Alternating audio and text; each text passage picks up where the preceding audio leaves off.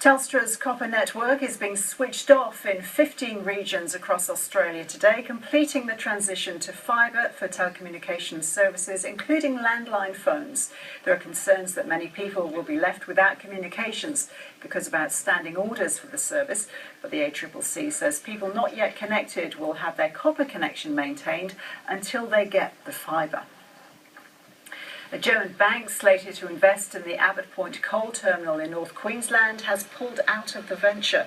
Deutsche Bank made the decision at its annual general meeting in Germany last night. More than 180,000 Germans signed a petition calling on the bank not to fund the project. And the Matildas are through to the final of the Asian Cup after beating South Korea 2-1 in Vietnam overnight. The game looked headed for extra time before Elise Calland-Knight scored with just 40 minutes left to book a spot in the final against Japan, and that's on Sunday.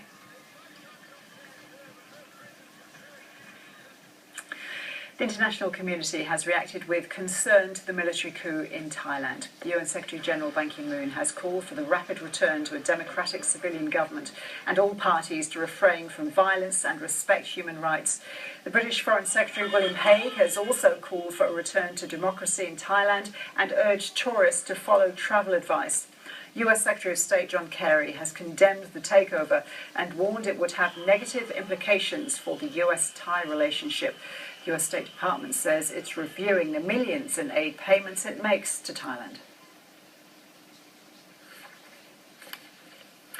We've heard a lot of discussion about the yellow shirts and red shirts and the political upheaval in Thailand, so let's have a look at the difference.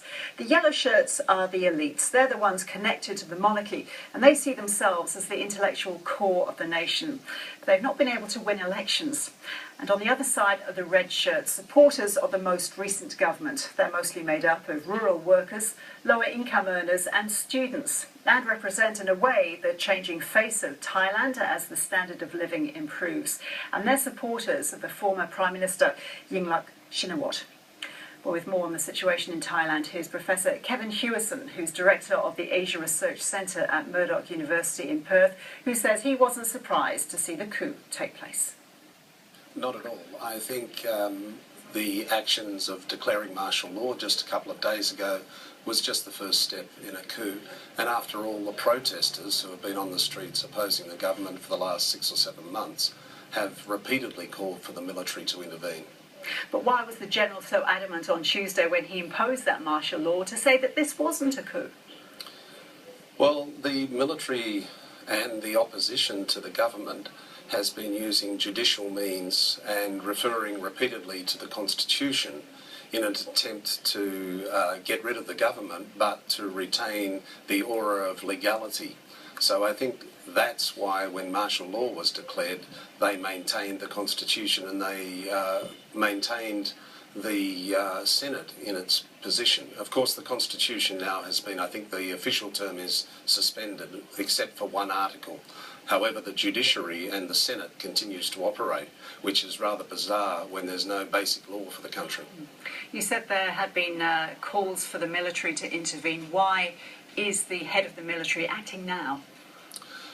Well, the calls have been going on for, as I said, some time, and Prayut has been known as a rather impetuous military commander, so he's held off for a long time.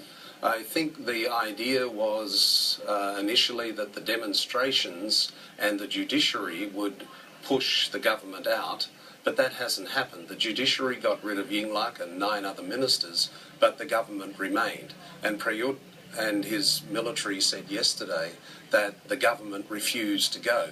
Probably the government actually said, we want elections, and that was unsatisfactory, so the military has moved in. And the demonstrators, the anti-government demonstrators, have declared victory and gone home. What's your best guess as to what happens now? I think we're in for a quiet period for a moment. I think the military will be rather more repressive than they were in 2006 when they took over, and I think we'll have a reasonably long period where the rules of politics are rewritten to allow the military and its side of politics to maintain its dominance into the future. Kevin Hewison there. With one of the oldest populations in the world, Japan is in